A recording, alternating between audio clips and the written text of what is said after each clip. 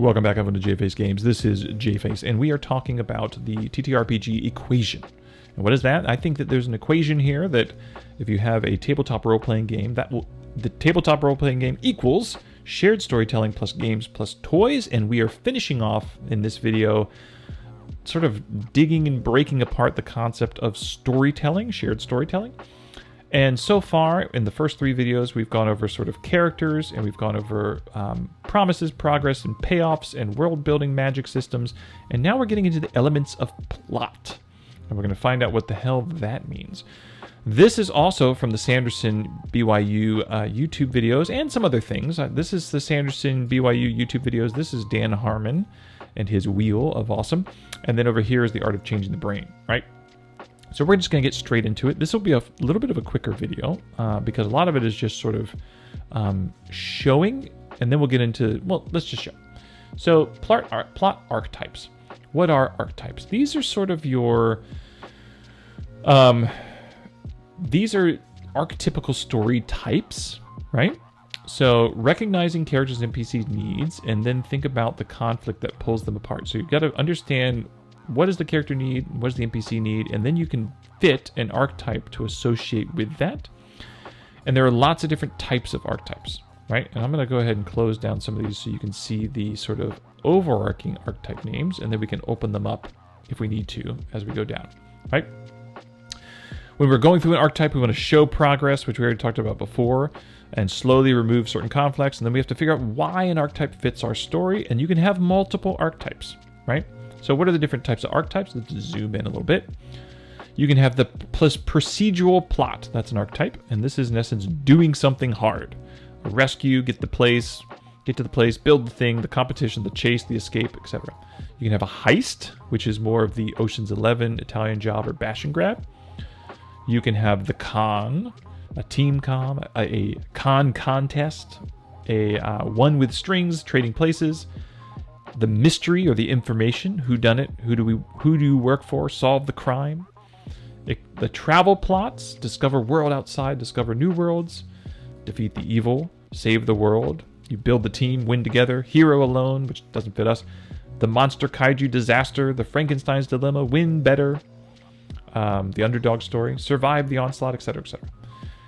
And then we have relationship plots, which I put this in here mainly for the master apprentice one I think is great, or the buddy cop sort of thing. A family plot, build a family, keep a family together. And then the becoming plot, grow up, learn a hard truth, transform. There are other ones that I omitted because I didn't think they fit the TTRPG. Now, what's interesting is that in Sanderson's video, he breaks down the book Mistborn's, the first one, and he talks about what are the different plots that existed in that. Well, the different plots was you had a heist plot, which was sort of like an Ocean 11's plot, which was they're sort of breaking down the components of the heist, and this is how we're going to do it. But at the same time, you also had a relationship plot of a master apprentice. You had a relationship plot of the main female and a male interest. And then you also had this sort of build the team, defeat the big evil plot that kind of came out of nowhere more near the end. And so you can have multiple of these archetypes coexisting, and each one of them has its own sort of like flavor, and it is going to affect the character's sort of progress towards their own individual goals. Okay? So that's archetypes. That's giving you an idea of what's the type of story you're going to be telling. Then you have the structure of the story. We're not going to go through we'll kind of very briefly talk about these, but different structures. You can have a 3-act structure. You can have the classic hero's journey structure. I'm not going to go through this, but you can look it up. And then there's the 7-plot structure, which is a little bit more mechanical, which I kind of like because I think that this, out of all of them, is highly adaptable to putting into play for a TTRPG, and it specifically is because of the fact that I believe that the author who uses this, his name's Dan something, when he gave a lecture, this is from a different YouTube video series, he gave a lecture, he pulled this from a Star Trek, I think it was a Star Trek TTRPG that Matt Colville was actually one of the writers on. And so this is literally pulled from a TTRPG in terms of how do you develop a plot. And so you start with this hook, you then have a plot turn, and so the YouTube video, he talked from Harry Potter's perspective, right? So this hook, start the opposite state that your character is going to eventually get to. So you're starting from a state of weakness, which fits beautifully with our original video 1, which is talking about low status to high status. That's what you need to develop empathy. You have your plot turn, conflict, your call to adventure. Harry becomes a wizard. And conflict is introduced at this point in time to get you out of that initial state. You have the pitch.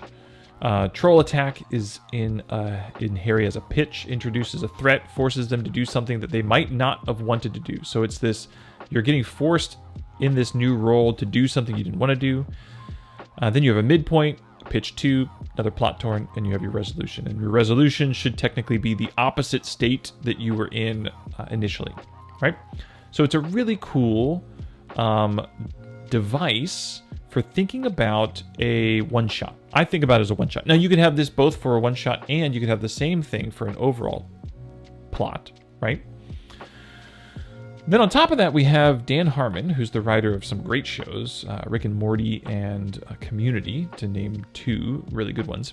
And he has what he calls the story circle. And the story circle is this quick little beats of moving from you to change. And I'll pull up this. So this is the story circle. And you start from step 1, you, and I'll go through the examples here. We'll use Toy Story, because we did Star Wars already. Toy Story.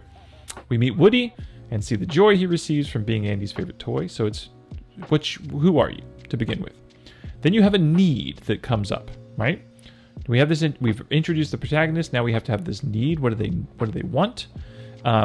Toy Story, with the arrival of Buzz, Woody needs to figure out how to, again, gain Andy's favor, right? Then we have a go. This is when you now start to drive into action. The go step is now the protagonist's first steps in pursuing their need. And for this, after Woody knocks Buzz out of the window, the rest of the toys turn on him. Andy takes Woody to Pizza Planet, right? He's got to start moving. He's got to start doing stuff. We have the search. This is now where things are getting complicated. And what's really cool is if you see this, he has a circle diagram. And the circle diagram has the top part being control and the bottom part being chaos. And I love this because this fits back into video 1, where we talk about the science of storytelling and how our main drivers are to get status, but also to gain control. And at some point in time, I think that you start with the use on the top, and then you get into the go or the need, and then it's go. And then right when you get to go, you are now passing into chaos. And so once you get into go and you get here, now you're in chaos. So the searching moment, now you've lost control. You're in chaos. This is when you're trying to find things. So Wood finds Buzz, but they get trapped by Sid. Then you have the find. This is when you finally find what it is that you needed, right? This is when you actually found what it is. You have it, but you're still in a state of chaos, right? Found what you wanted, but it turns out needs something else, something bigger. Found the need that sent you on the journey, but is the story over? Nope. So this is Woody plans the escape from Sid's house and bonds with Buzz over why it's so great to be a toy. Next is the take. Take whatever you found and escape with it. Campbell might call this part of the story the magic flight. So this is the hero successfully acquires what they need, but it's at a price. So as Woody and Buzz attempt to make it back to the moving truck, RC's batteries dies, leaving them stranded. So this is more complication. This might be referred to in the 7 point as like the second pitch, maybe, right? And then there's the return. So at this point in time, I think now you finally make it back into control out of the chaos. So this is like, this might be your climax, or maybe this is the resolution, right? Woody and Buzz return safety to home. So this is sort of your resolution. And at the end, you now have changed in some way. Okay. So that is the you need, go, search, find, take, return, change. And the Art of Changing the Brain. This is a book I'm reading currently on, I have it right here. Art of Changing the Brain. This is a book by James Zool, and it's actually on learning science. And I'm a teacher of sorts, so I teach and I instruct, and so that's very interesting to me. And I thought these were interesting because these concepts are, again, in Art of Changing the Brain. There's a discussion about how progress or a sense of motion will create pleasure, and how pleasure is a key to learning, and this can be a mental or physical movement. So this, once again, goes back to the idea. We're tying in all these videos now. Video 1, we talked about how our brains are designed to seek out change and look for change in our environment. Progress is necessary to turn the pages in a book because you want to see things are progressing towards the promise that you've been given. And then also, in terms of learning and creating pleasure, we like a sense of motion, right? This is how our brains are wired. So all of this stuff ties together, and I love it. So let's talk about character plot. Let's talk about campaign design first. We already talked about that. So if you're unfamiliar, I have a website called jfacegames.com, and on it there is an encounter generator. Well, now I want to create the next step of that. It was always the intention was I was going to create an encounter generator, and then I was going to create a session generator, like a 3-hour session generator. And now I've got more of the tools to do so. So I'm going to create this quest generator that's going to utilize the 7-point plot structure. I'm going to also have it generate 2 to 3 archetypes, right? 1 main archetype and 2 side archetypes for that story. So plot archetypes that maybe fit with that. It's also then going to generate 3 of the encounters because I've already got the encounter generator built. So it's just going to pop in 3 encounters. And it's going to generate beats, right? For the different players involved. So you can choose how many players you're going to have, and then it'll generate beats for them. And the GM would have the reference character sheets to understand which sort of story beats. So it might say like player 1 beat in act 1, right? Now you don't have to, this is a guide. GMs, I'm not trying to give you a prescription or a railroad. I want to give you a guide. So now you're going to say, what beat is this player on? Where is this player in their story circle? And so during this session, during this scene, I can tap into that maybe, right? Maybe it gets you thinking. Sort of similar to if you ever watched Arcane Library, she did a video on dungeon design. It's really great. And part of that dungeon design, she talked about specifically, I'm going to create a room that's going to be more easily solved or more tailored towards the rogue, one that's tailored towards the wizard, one that's tailored towards the fighter, one that's tailored towards the cleric archetypes, so that when you get to those rooms, you can still solve it however you want to. But if that class is there, they're going to feel that sense of, oh, I've got this. Their moment. The spotlight shines on them, right? This campaign generator is also going to generate a rival group that's potentially involved. That taps into that tribalism, and that's seeking status against others. And then that was from video 1. And then generate the villain of the session, right? You're going to have this generated villain with a moral perspective of their mission, what sort of humanizes their plight. And this perspective should be in conflict with the character's worldview. So this is now my goal. I'm going to use this 7-point structure. The other thing I might tap in is that Runehammer, he has a nice little 5-point structure for simple campaigns, which is like the approach on the road, the arrival to the area, the big conflict, the information reveal, the resolution or something to that effect. And that's a really cool also archetype that I might tap into. Now, what did we learn about character plot? Well, the main thing for me is that we talked before in the last video 3, about this idea of having goals and motivations on the character sheet and potentially having this proactivity sort of goal loop on the character sheet. Well, now my idea is that I would like to use Harmon's Circle as a thing on the character sheet. In essence, you have a path, like a line down, where there's need, go, take, flight or whatever it is, or return, those kind of things, right? You have some of those things there, and you have some of them in a state of control instead of in a state of chaos. And what this means is at certain points in time, that character is going to be filling in down that line, and once they've filled it all the way in, they've succeeded at whatever that goal was, and now they're going to fill in a new need, and maybe that's part of the leveling process.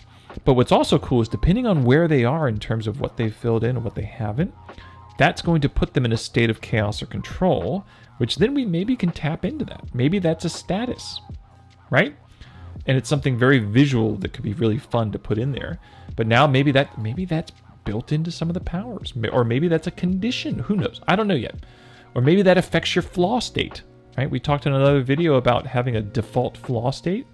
Maybe that default flaw state is changed if you're in a state of chaos or control. I don't know. But that kind of stuff excites me, because this is the end of our series.